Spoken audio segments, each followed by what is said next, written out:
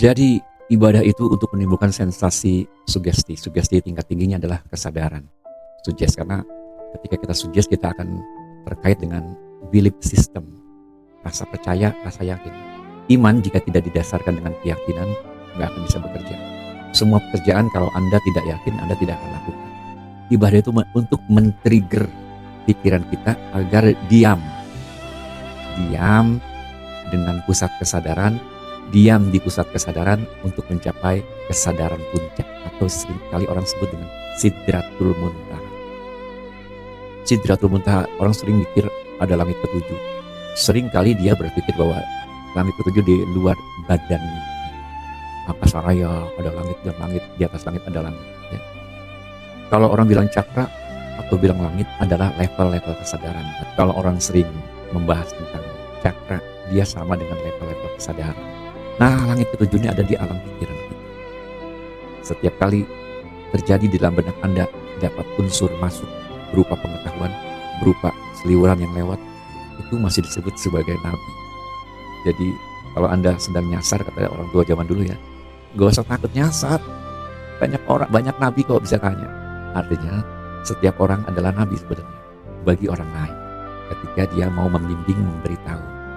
Ketika ada orang yang bertanya. Nah, di dalam pikiran kita juga sama. Ketika dalam konsep global, semua ide-ide yang masuk masih berupa acak, itulah masih dalam versi nabi. Bermanfaat tapi belum digunakan. Bermanfaat tapi belum menjadi manifestasi dan realitas. Nabi juga kan sesuatu hal yang bermanfaat. Itu ya, bagaimana caranya untuk menjadi yang lebih bermanfaat?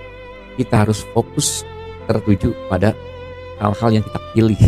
Semua pekerjaan kita yang kita kerjakan adalah hasil pilihan kita sendiri. Jadi kita adalah hasil pikiran kita di masa lalu. Kita yang sekarang adalah hasil pemikiran kita di masa yang lalu. Lalu itu bukan harus 2 hari, 2 tahun, 3 tahun. Enggak. Tadi sebelum sekarang. Itu masa lalu. Kan kalau dalam bahasa Inggris jadi past tense, ya kan? Jadi pas, masa lalu tuh kita baru duduk, berdiri ditanya, dari mana? Habis duduk, masa lalu berduduk tadi. Kan? Jadi nggak mesti masa lalu tuh puluhan tahun yang lalu, hari-hari kita kecil, enggak. Itu rekap memori saja. Ya. Tapi masa lalu sesuatu yang sudah kita kerjakan sebelum sekarang. Nah, ada kaitan dengan akhirat. Akhirat adalah sesuatu yang mengakhiri sesuatu yang terjadi sedang berjalan. Nah, itu akhirat. Kalau kita meninggal saat ini, kita akhirat. Atau sesuatu yang tadi kita kerjakan, sekarang adalah akhirat dari yang tadi sebelumnya. Hari ini adalah akhirat dari hari sebelumnya. Besok adalah akhirat dari hari ini. Jadi bukan ada suatu tempat di mana akhirat ada alam tersendiri setelah kita kematian. Jangan pergi terlalu jauh cara berpikirnya, karena nanti akan menjadi konsep yang sangat luas yang tidak bisa dipahami dengan mudah oleh otak kita. Jadi akhirat adalah sesuatu hal yang terjadi setelah tadi Anda kerjakan. Ya baru 1 menit yang lalu, ini akhirat sekarang.